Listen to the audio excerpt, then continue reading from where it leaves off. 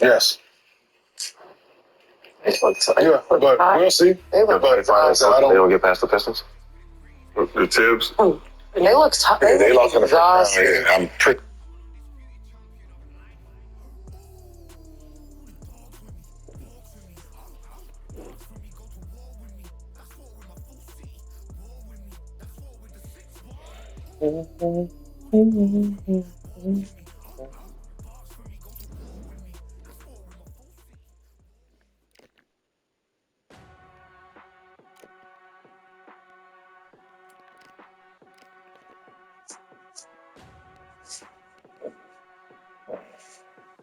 Here we go. He's gone. How long has he been there?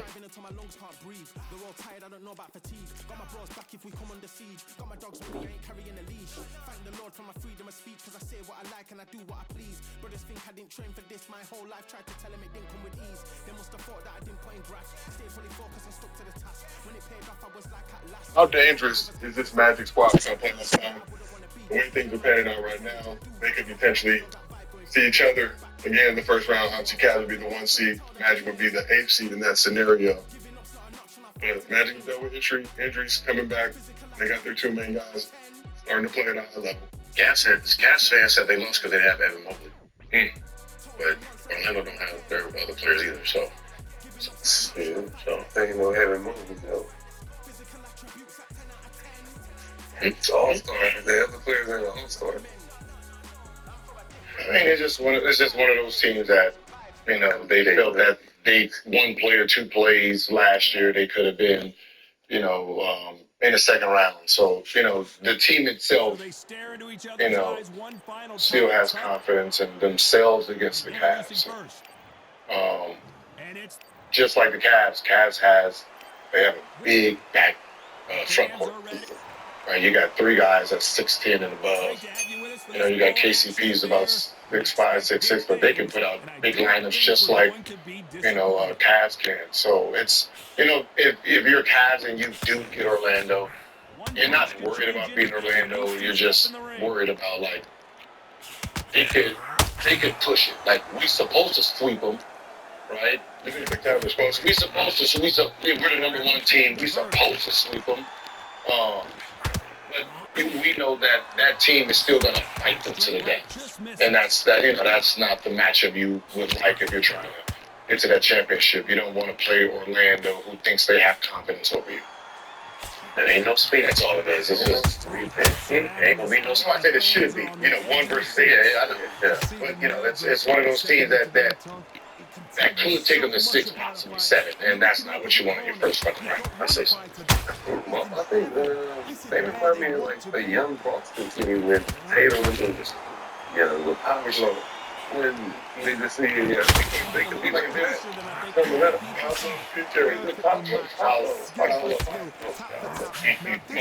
talking about they're an 8 seed. They're an 8 seed. That's what I'm saying. They don't feel like they're 8 seed. I'm just saying they're not an 8 seed. Like we know what the team would look like if they was healthy. They'd be top 5. So you're not. So Cavs is not really playing up.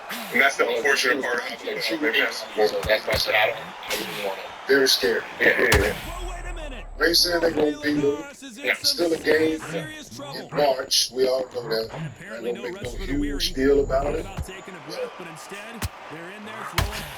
They said, they just feel they got confidence against Cleveland. Man, that's all right. This is the first game they're winning here. Like, oh shit, we beat them at home. Yeah, they got confidence. About 40 games in the last game. We're saying, That's who's on the team. they're going to say they're They're about 40. I think they're both Paolo and Wagner was out. no, I think they're both playing that game. Let me double check that. Whatever, but we talking about the playoffs here. They believe they got They confidence. believe. They have confidence that I don't know who needs to hear this, but you're probably tracking your mileage and expenses wrong. Let me tell you why. Let me introduce you to Everlance. This awesome app automatically tracks your business mileage and expenses. Just drive and let Everlance handle the rest. No more pen and paper, and no more spreadsheets. As a housewife, you classify your trips as business or personal. Everlance does all the calculations for you. On average, app users save $6,500 in tax deductions every year. Want to see where you can save on business? Just link your credit card, and Everlance will track your expenses automatically. That's some breaks. Don't just let it slip through your fingers. Download Everlane today. Get the big tax deductions. A breeze.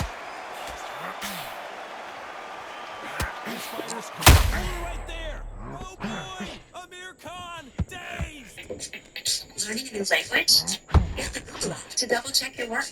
Open source like for translate to text the language and help you see if you wrote the right thing. Translate more than 100 languages. Just Google. Halfway through the round, and man, these two are going at it. Very close match. It shows the skill, the discipline, the respect both fighters have for each other because no one dare do anything at the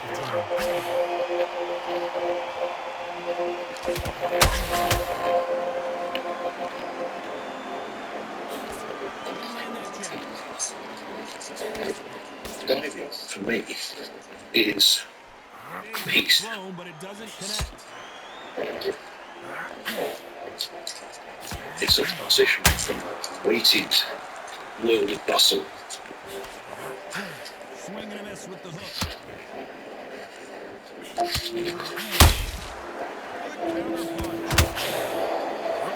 And catching air with that hook. This round's still up for grabs with just into this fantastic, peaceful, translucent world. The reason why I like diving as an archaeologist talk about Linares in that last round. is that when I get down there, I feel, I see, I touch things. Big shot. Let's see how they bounce back And here so, this round. if I can engage with my wreck directly through diving, that's the best. So tie him up, hold him, lean on him. Don't get drawn into Lying in nearly 100 meters of water, a 10th century Byzantine shipwreck. From a 1,000-year empire that at its height ruled much of Europe and the Middle East. If you like defense, you're gonna love It's this the one. oldest connection to our seafaring past, made by one of the largest deep-water expeditions ever undertaken. You wanna corner an outside fire, and then fly off the rope. In 2015, the maritime archaeologist John Adams began a 3-year mission to discover how the Black Sea was formed. 20,000 years ago, this vast sea was a prehistoric lake connected to the North Oceans.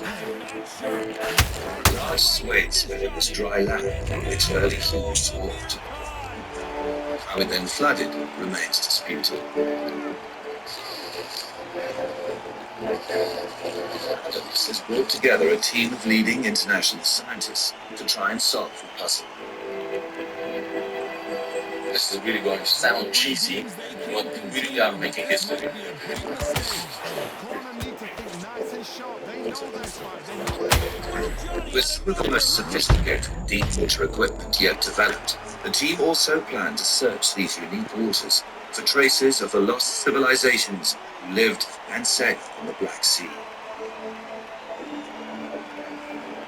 They've journeyed to more than 2 kilometers below the surface and made discoveries that will redefine maritime archaeology. There are no losers in this one.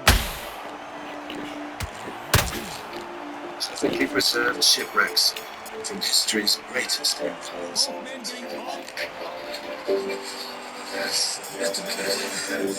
Things got more in the tank, Johnny, as both corners went to the canvas last round. I've seen that twice before. Both fighters knocked down in the same round. The lost Byzantine merchant ship is the subject of a perilous dive by John Adams to retrieve an ancient amphora from among its timbers. The bravery being shown here is just incredible.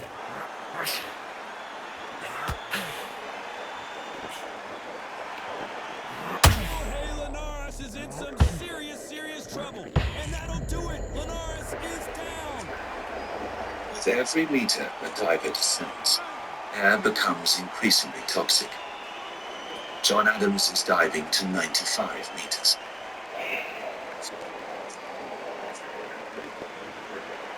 He's breathing a delicate mix of oxygen, helium, and nitrogen to avoid potentially deadly effects of toxicity in the bends. He knows what shot works and where to land it. Then try to hit it. Oh, Johnny. Or Linares seeing cobwebs now. Keeping those gloves up, the guard high, paying dividends as it seems that that moment of trouble has passed.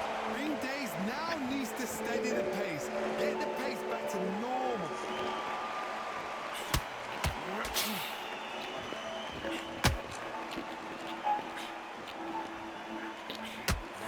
Venezuelan is rocked. Adams and his dive partner, Rasmus Ravensburg, were first to board the Byzantine for more than 1,000 years.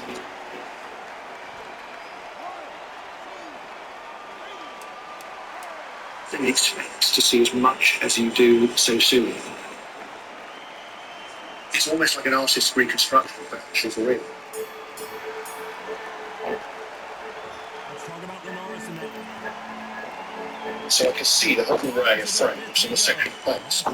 And there's a really nice splitter with timbers. They go all the way across the ship. And in fact, you can see them actually. We're just approaching them here. What can they tell you in the corner? All they can do is wake you up. They can't even go into game plan.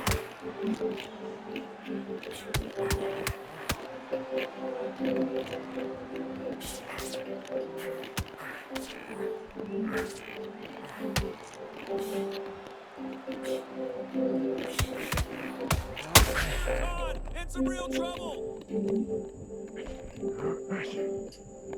How did they not go down? What recovery skills they are. What a shot it was. Completely gone. I thought there's no way he's going to finish this round. But look at it. Look at the movement. Look at the speed back on it. Like it never happened.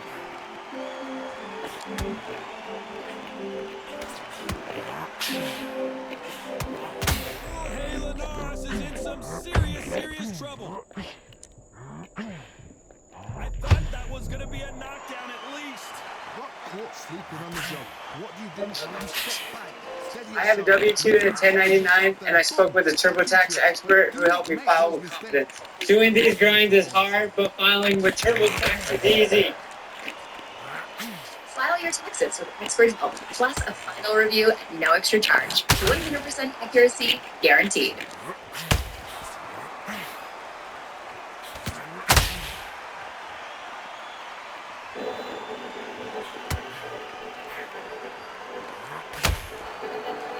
And essentially, the speed such a performance. This is a bulkhead.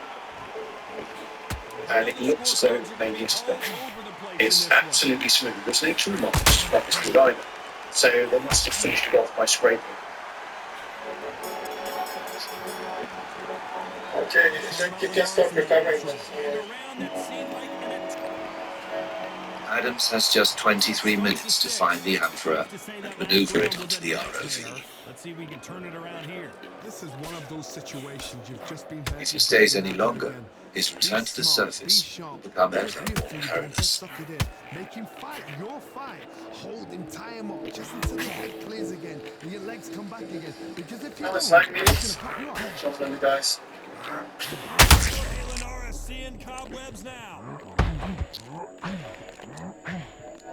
It appears that the moment of trouble has passed, at least for now.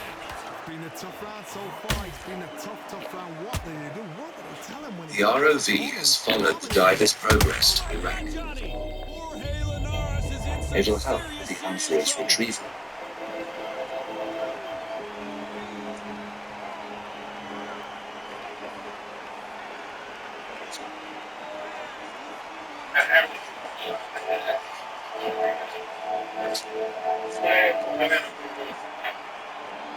Trying to buy time. It appears that the moment of trouble has passed, at least for now. And for we are to be carried by the handles with 20 gallons of liquid inside, which is a lot of work. And in fact, this was full of sediment. It was heavier than I thought it would be.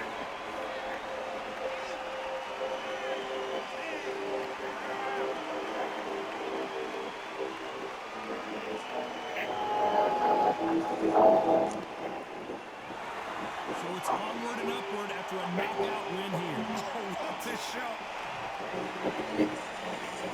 Så som skulle hamna under båten.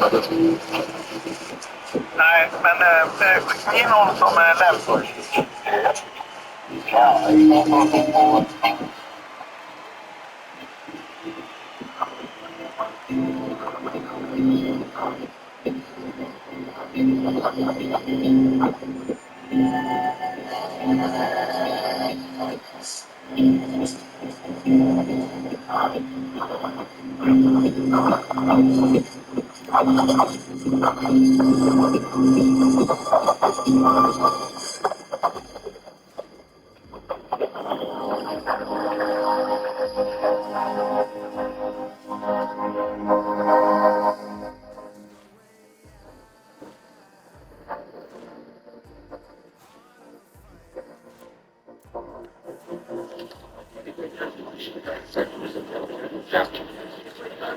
This way. Yeah. Recovered from the seabed after 1,000 years, the amphora, once a disposable container, is now a historical treasure. Okay, swinging. Again to the surface. Again without stress to the amphora. The operation is complete. Now we can breathe.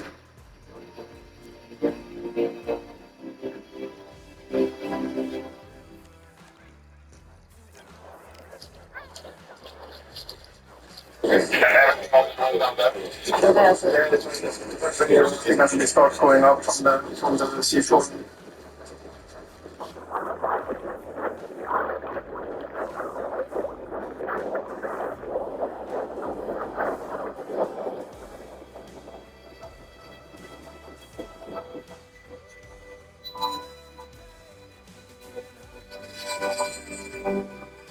You're in this huge, great space with this wonderful sort of limpid void. There, down on the seafloor, is this sort of panorama of ancient shipwreck, and lights and movement and technology. And I just had this sort of panorama in front of me, and I thought, wow, I'm not going down. I mean, that's one of the most spectacular moments I've ever had, I think, in my whole diving career, looking at that site, hovering at about 75 meters, looking down at 95 meters, looking down at that site, going, absolutely amazing. Against a mere King Kong, 63 kilos even. That's what he weighed in at, 174 centimeters tall, with a reach of 180. Yeah, if you've got a bro that's in front of you, that's going to put you under pressure, get to your ribs and get close, you've got to be fast on your feet. If you've got the height and the reach, which I always go for, I depend on that. But if someone is going to push... Making his way to the ring, it's Julio Cesar, The Silverado Trail Boss. And the suspension to make it a... professional fights before he ever lost, and he doesn't plan on losing again in this one.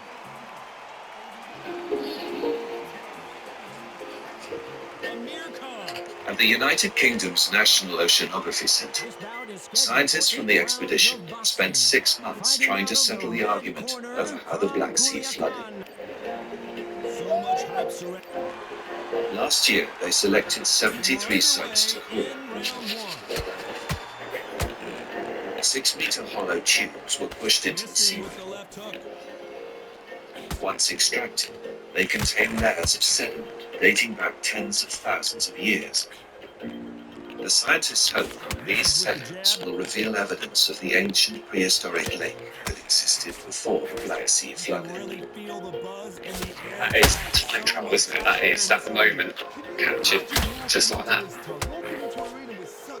Early research of one particular core revealed prehistoric shells that would normally be found on a lakeshore. The core containing the shells was taken nearly 50 kilometers from the coast. It's evidence of where the prehistoric lake once was and how much of the coastal shelf could have been used by early humans.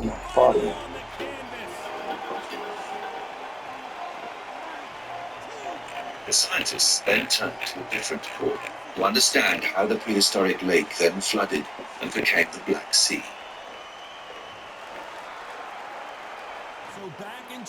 It contains layers of sediment stretching back tens of thousands of years. The small changes in texture are the result of fresh water pouring into the lake.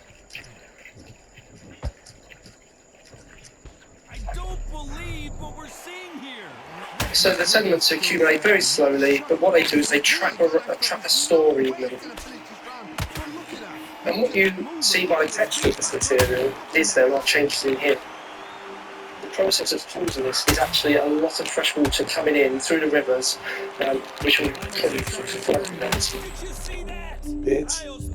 As the Ice Age ended, the Earth warmed. The vast rivers, today's Danube, Dniester, and Don, raised the level of the lake. So this is our brilliant lake muds through to the top here, where we have a full connection with the Mediterranean Sea. So very slowly, only about a couple of meters we go from fresh to full marine. Found in several cores, these long, continuous layers of grey mud, laid down over thousands of years, are proof that the lake filled slowly with river water before the rising Mediterranean poured in through the Bosphorus.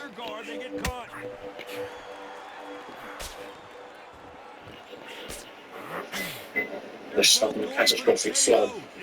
It's a fantastic idea, and it was a story that grabbed people's imagination. But our data does not support that theory. A swarmer, a good swarmer, will get inside you like a bee. Like a bee just pickpocketing, stinging you. Wherever you leave yourself open, that swarmer is the worst kind of fight to fight. We would say quite definitely the process happened much more gradually than has been proposed in the past.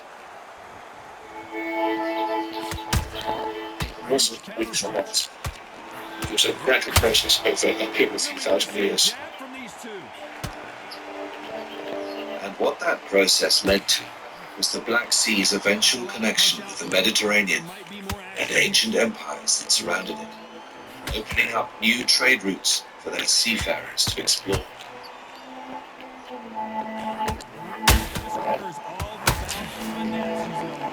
But so far, the team have not found any shipwrecks from those ancient civilizations. 43 wrecks were discovered last year, and the oldest was from the 10th century. Has to be careful for that receipt. It's all, you know, the scorecards are going to be all over the place in this one. The medieval ship may have been John Adams' favorite find from last year, but he knows that seafarers from both the Greek and Roman empires journeyed to the Black Sea and settled on its shores. He knows the sea's uniquely anoxic waters, which preserve organic material, offer his expedition a chance to travel back deep into the distant past. Given the size and depth of the Black Sea, and the intensity of maritime enterprise that's happened in it and on it over the last several thousand years, there will be an enormous amount of historical and archaeological material in the water. So we've only started to nibble away at what must be done there. Discover the past with exclusive ancient history documentaries and ad-free podcasts presented by world-renowned historians from History Hit. Watch them on your smart TV or on the go with your mobile device. Download the app now to explore everything from the wonders of Pompeii to the rebellion of Boudica and the mysteries of prehistoric Scotland. Immerse yourself in the captivating stories of this remarkable era by signing up via the link in the description.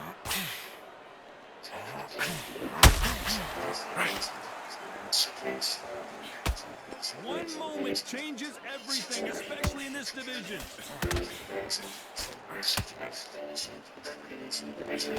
Hand speed in these lighter divisions is always so impressive, but if you can sneak in a power shot every once in a while and sit down on a punch, that's where you separate yourself. The tabs you open here are also here. Choose from fair tabs across devices. Step back for just a moment.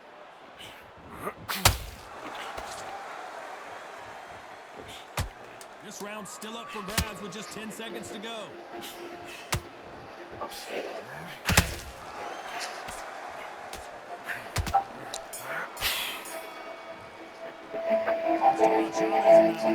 It's the expedition's final voyage to the Black Sea.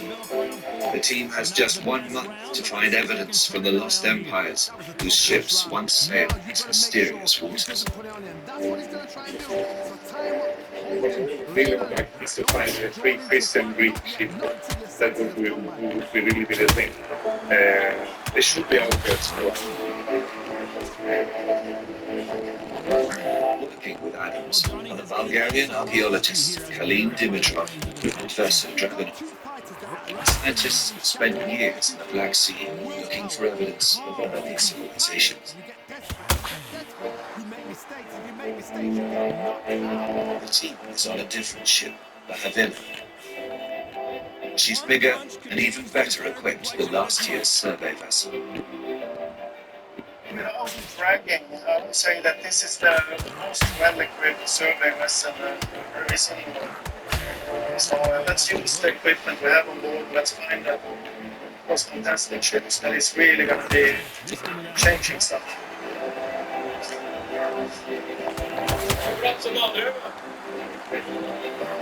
Many of the ROV crew from last year have volunteered again.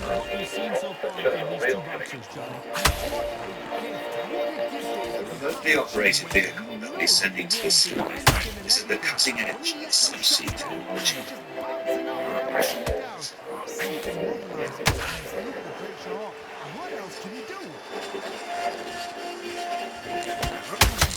And is a natural reaction.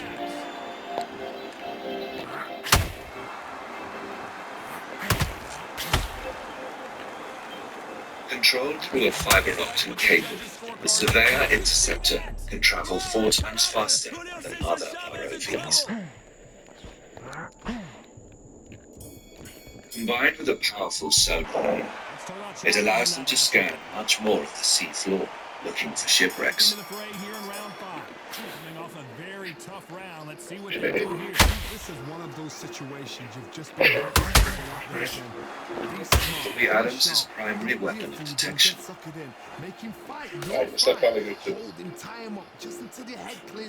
And more than ever, he'll be in the hands of the ROV pilots and the survey team.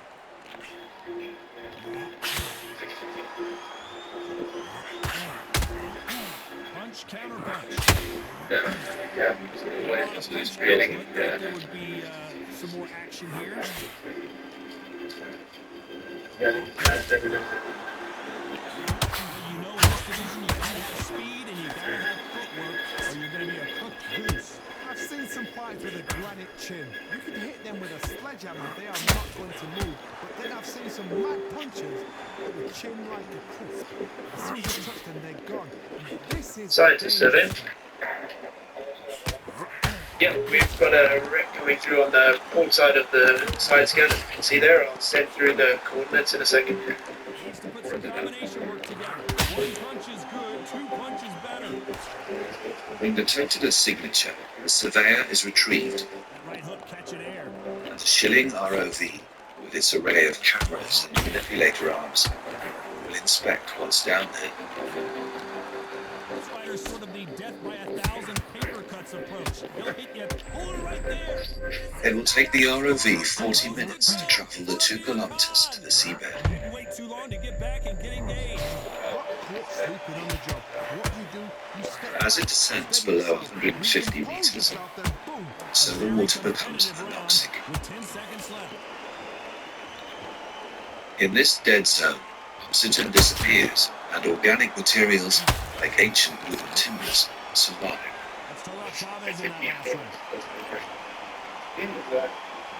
This is the beginning of round 6. Not The first wreck was a 200-year-old ship from the time of the Ottomans, who controlled the Black Sea from the 15th to the 19th century. It's the same as many of the wrecks they found last year. I don't even get to understand anything on this wreck. But as the Schilling returns to the surface, the crew see alarming evidence of unexpected danger in the Black Sea's abyss. See those detail that's all these black stains? Yes. They were stainless steel. What's happened to them? No, it's the hostile environment, basically. Johnny, we're a couple rounds in. The black stains are caused by poisonous hydrogen sulfide attacking them. It's eating into the ROV. Chavez is on the canvas. This toxic chemical might be the reason why they have yet to find any ancient ruins. Looks good. What is it? You have to Google it and tell Lens to translate, and then see it in your language instantly.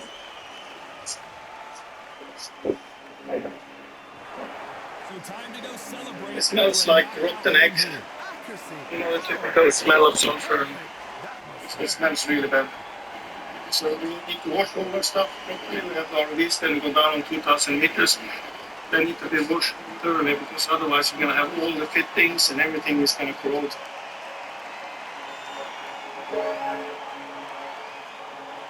Hydrogen sulfide is produced by microscopic bacteria.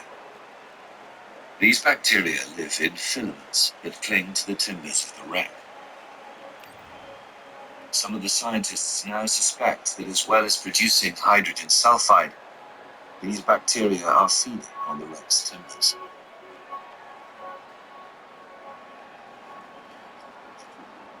We looked at 41 sites last year. The oldest one was 10th century, was Agile.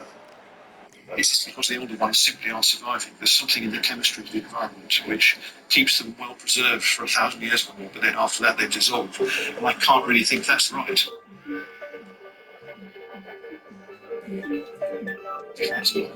Yeah, the bottom corner down there.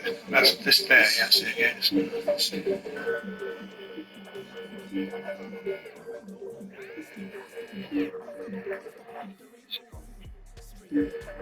To find out if the bacteria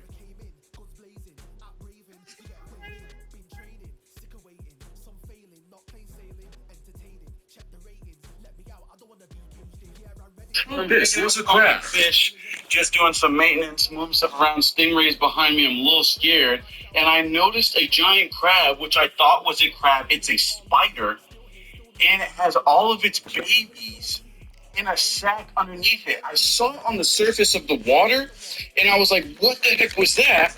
And I asked him. He didn't know. I looked back down. He was gone because he crawled underwater, and he's right here, staring at me underwater. Dude, I'm so freaked out. I wonder if there's a stick or something I can grab this thing out of here, because it is absolutely... Hey guys, no filter.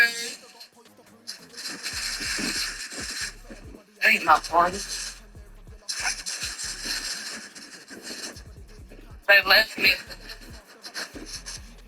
I ain't scared. Hey guys.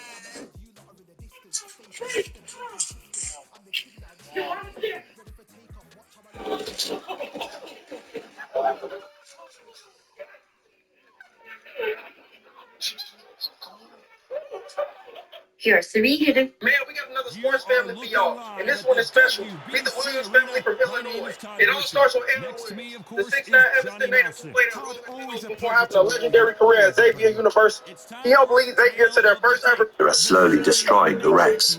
A sample of wood is retrieved for analysis. These are some of the Closer Delivery has 2 missions: to save you time and money when our professional drivers deliver fresh groceries right to your door. And with free next-day delivery with a paid Boost membership, there's no better time to get in on the action. Mission accomplished. Homeowners over 55, why are you still paying full price for home insurance?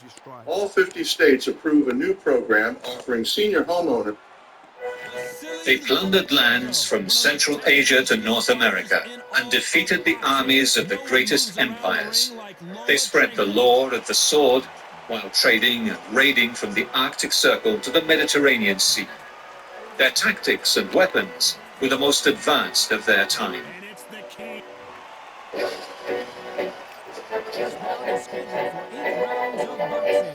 In the red corner, presenting the 2-time Olympic gold medalist from Ukraine, a tremendous 3-division A castle now stands to defend this holy island of Lindisfarne in North England, but nothing barred the way of the very first recorded Viking raid on the 8th of June, 793, in which the monks were murdered and the abbey pillaged.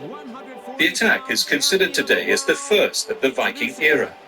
But, as we shall see, the Vikings plundered other parts of Europe for centuries beforehand. The Vikings were fighting machines. They moved swiftly over the sea in speedy, lightweight ships. They invested in the best weapons money could buy and the finest armor, slashing their way into the history books. But today, science and archaeology reveal who they really were and why they were so effective in war. Vikings lived in a time of blood, a violent time. They weren't better or worse than other people at that time. There would perhaps not have been any Viking Age if it weren't for the Viking ships. This is a new Viking. It's made to stitch together. And this was the early stage of combat in shortest bulletproof vest. The Vikings went into battle equipped to kill. Spears, swords, and axes to attack. Armor, shields, and helmets to protect their bodies. Their secret weapon was the ship, which carried Nordic warriors all the way from their Scandinavian homes to lands of conquest. From modern-day Russia to the North Atlantic islands and the Americas.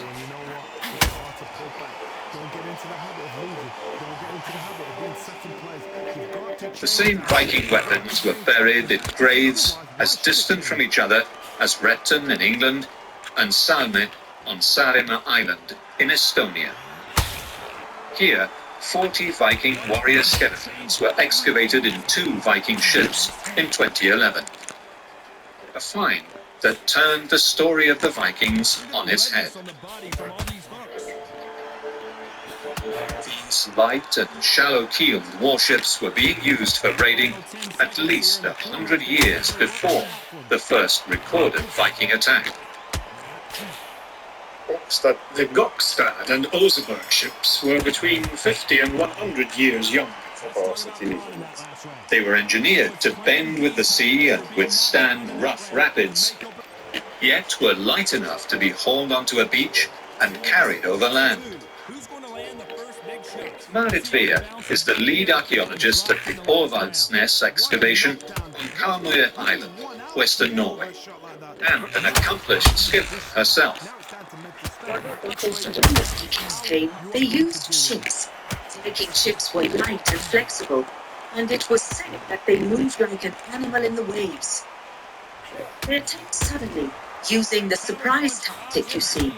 And the advantage of that was they could pull back quickly. Wherever there was a waterway, Viking raiders and traders could go there, traveling from the farthest reaches of their world across the wide open oceans and into the depths of the forests and plains of modern-day Poland, Ukraine, and Russia. Access is free, in a snap, with the TurboTax app. And get your maximum refund, guaranteed. File free, roughly 37% of dollars follow. Simple form 1040 return home. Click for eligibility. A very competitive round here so far. Skill for skill, tap for tap, start a match made in heaven.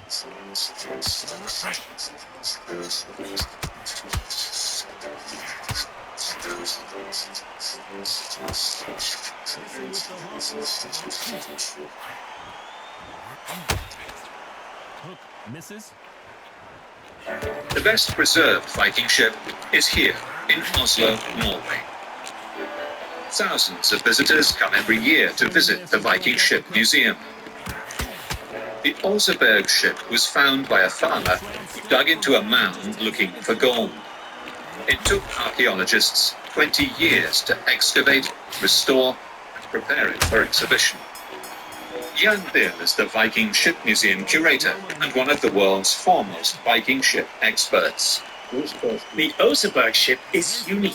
It is the best preserved ship we have from the Viking Age. Almost everything is present. The Oseberg ship is the oldest and best preserved Viking ship, and, as we shall see, tells us the most about the early Viking way of life. Miraculously, the blue clay of the mound, similar to these at Borehaugen, had hermetically sealed the burial, leaving wood, leather, metal, and even textiles intact. The other interesting fact about the Oseberg ship is that it is the oldest sail ship known from Scandinavia which has been preserved. We have older pictures of sail ships from the 700s, but this is the first example of a ship where the technical construction of mast and rigging has been preserved.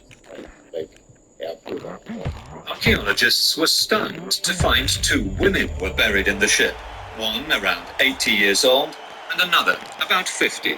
Intricate decorations showing animals and Viking scenes had been carved into a cart, a sled, an ornate bed, combs, chests, and dozens of other sacred items buried with them. Tree ring dating confirms that the great Viking ship of Oseberg was built in approximately 820 on the west coast of Norway and is the oldest surviving combined sailing and rowing ship. A crew of 30 men, plus a helmsman and a lookout, propelled the ship using 15 oars a side. The ship is 22 meters long, and each oar hole is equipped with a shield holder. One of the world's leading Viking shipbuilders is Vibeke Bischoff. She is the head builder at the Roskilde Ship Museum in Denmark and built this scale model of the Oseberg vessel before proceeding to design the life-size replica. The Viking ships are built to be very light and very strong. They are built out of mirror-cut oak, that is, they are split out of whole trunks. The planks are split in such a way that the wood grain is completely even, down through the length of the plank, and this means that it's possible to reduce the dimensions.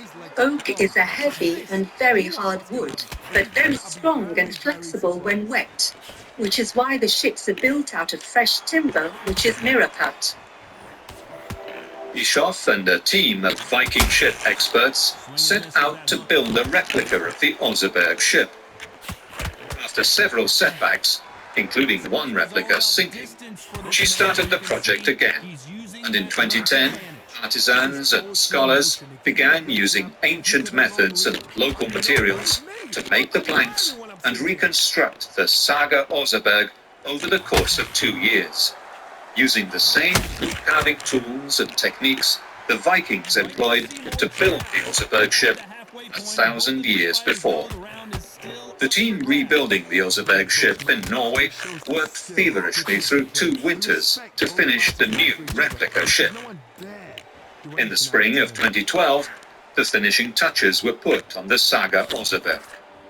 Finally, in June of the same year, an inauguration celebration was held before the entire Tønsberg community and Norwegian royalty, and the replica was launched with great fanfare from its building site at Tønsberg Harbour Promenade. As we shall see, the ship represented more than just a unique naval technology.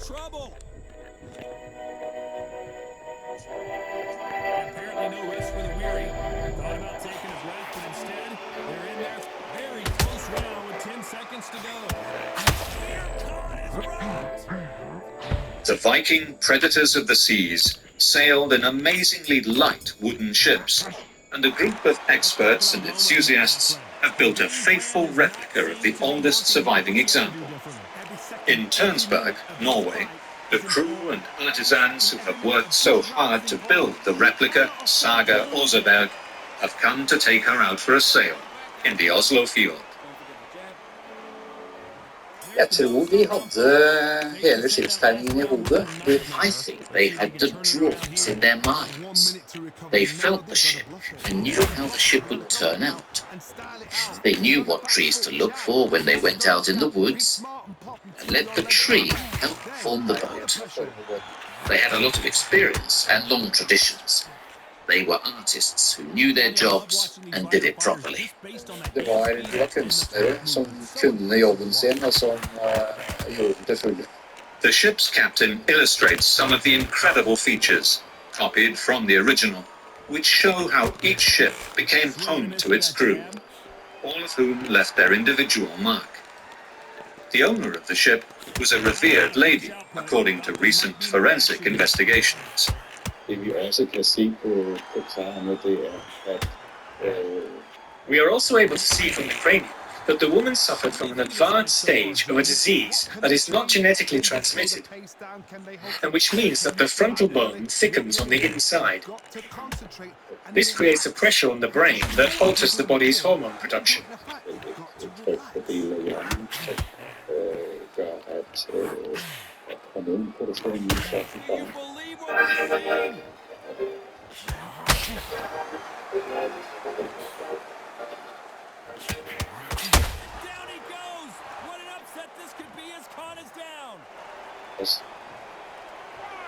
The Oseberg Viking lady mystified her followers.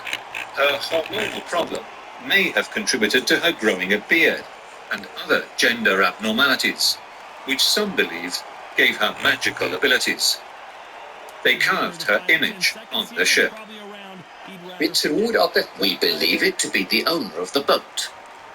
There were 2 women's corpses in the grave.